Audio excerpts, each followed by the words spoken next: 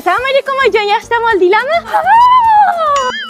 Buringni zooparkda ishlaydi degding, uyga hayvon olib keladi demagandim-ku. Mani hidimga o'rganganda oyijon, ozgina katta buvosini berib yuboraman. Bu hali katta ham bo'ladimi?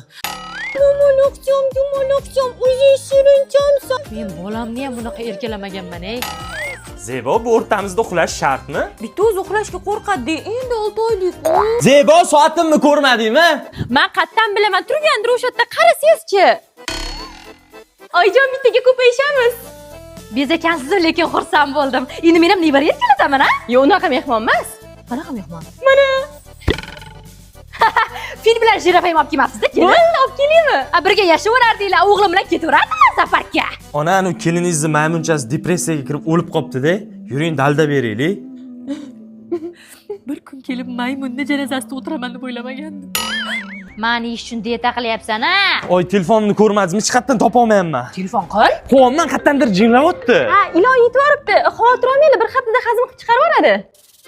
Kelin, ana shervatchingizga go'sht beruvdim, yemasdan menga qarab turdi. Ha, u kattaroq go'sht yeyish xohlaganda. Nafasingiz yana tushsin. Nima qilyapsiz? Idish yuvotdim. Nimada? Bavida. Buni qanaqa ishlatadi? Qarang, tog'oraga bavini solamiz, keyin qaynoq suv solamiz. Yuvilishi kerak, chirt bo'lib ketgan idishlarimizni solib 10 daqiqa kutamiz. Keyin suvda chayvoramiz, bo'ldi. Qarabsizki, 10 yildan beri yuvilmagan dog'li ham top-toza bo'ladi, qaling.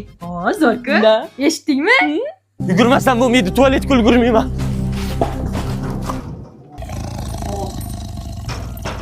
Ulgurdingizmi? Kirmadim, lekin ulgurdim.